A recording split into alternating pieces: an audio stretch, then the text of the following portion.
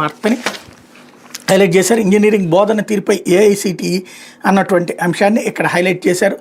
Engineering బోధన తీరులో మార్పు రావాలని అఖిల భారత సాంకేతిక విద్యామండలి అభిప్రాయపడింది. ఇందుకు సంబంధించిన మార్గదర్శకాలు దేశంలోని అన్ని యూనివర్సిటీలు ఇంజనీరింగ్ కాలేజీలకు ఇటీవల విడుదల చేసింది. ఎక్కువ మంది విద్యార్థులు చేరుతున్న కంప్యూటర్ సైన్స్ దాని అనుబంధం ఎమర్జింగ్ కోర్సులపై ప్రత్యేక దృష్టి పెట్టాలని పేర్కొంది.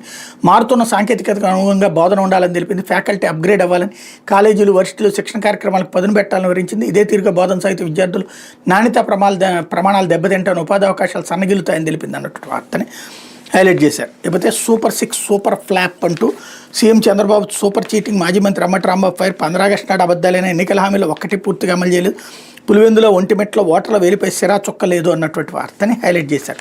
ఇకపోతే టీడీపీ కార్యకర్తనే అరెస్ట్ చేస్తారా, మీకెంత ధైర్యం, బయటకు రారా నా కొడక అంటూ ఎక్సైజ్ ఎస్ఐపై టీడీపీ నేతల దౌర్జన్యం. 15 ఆగస్టు రోజున మద్యం అమ్మిన ఆ పార్టీ కార్యకర్త అంటూ స్వతంత్ర దినోత్సవం రోజున మద్యం అమ్మినంత మాత్రం టీడీపీ కార్యకర్తను ఎక్సైజ్ పోలీస్ స్టేషన్ తీసుకొస్తారా, దమ్ముంటే ఇప్పుడు బయటకు రారా నా కొడక అంటూ ఎక్సైజ్ ఎస్ఐపై టీడీపీ నేతలు దౌర్జన్యం దిగారు. దర్శి ఎక్సైజ్ కార్యాలయం శుక్రవారం చోటు చేసుకునే ఘటన సంచలనంగా మారింది.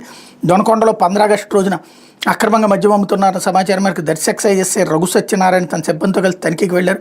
బెల్ట్ షాప్ నిర్వాహకుడు దగ్గెంపూడి బాలకృష్ణ వద్ద మద్యం సీసాలు స్వాధీనం చేసుకుని నిందితుడిని అదుపులో తీసుకుని దర్శి ఎక్సైజ్ పోలీస్ స్టేషన్ తరలించారు. నిందితుడు విచారిస్తున్న సమయంలో సుమారు 10 కార్లు దొనకొండ, దర్శి మండలాలకు చెందిన 70 మందికి పైగా టీడీపీ శ్రేణులు ఎక్సైజ్ కార్యాలయానికి వెళ్లి ఎస్ఐపై దౌర్జన్యానికి దిగారు. మీకు ఎంత ధైర్యం ఉంటే మా టీడీపీ కార్యకర్తను అరెస్ట్ చేస్తారు, ఉద్యోగం చేయాలనుకుంటున్నారు లేదంటూ దుర్భాషలాడి బెదిరించారు. ఊరూరా మద్యం బెల్ట్ షాపులోనే ఆ షాపులు మీకు కనిపించలేదు, మావాడే కనిపించాడంటూ రెచ్చిపోయారు.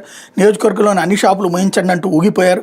మావాడి వద్ద స్వాధీనం చేసుకుని బాటిల్ వెనక్కి ఇచ్చేయండి, మావాడిని వెంటనే పంపించారు, లేదంటే మేము అంతూ చూస్తాం, ఎలా ఉద్యోగాలు చేస్తారు చూస్తామని బెదిరిస్తూ నిందితుడిని తీసుకెళ్లిపోయారు. మద్యం మత్తులో ఉన్న టీడీపీ శ్రేణులు పట్టుబడిన వ్యక్తిని తీసుకెళ్తున్న ఎక్సైజ్ పోలీసులు ప్రేక్షక పాత్రకు పరిమితమయ్యారు. ఎక్సైజ్ ఎస్ఐని వివరణ కోరగా మద్యం అమ్ముతున్న వ్యక్తిని ఎక్సైజ్ స్టేషన్కి తీసుకొచ్చి కేసు నమోదు చేసామన్నా టీడీపీ నేతలు దౌర్జన్యం ప్రశ్నించగా ఆయన స్పందించలేదన్నట్టు వార్తని హైలైట్ చేశారు.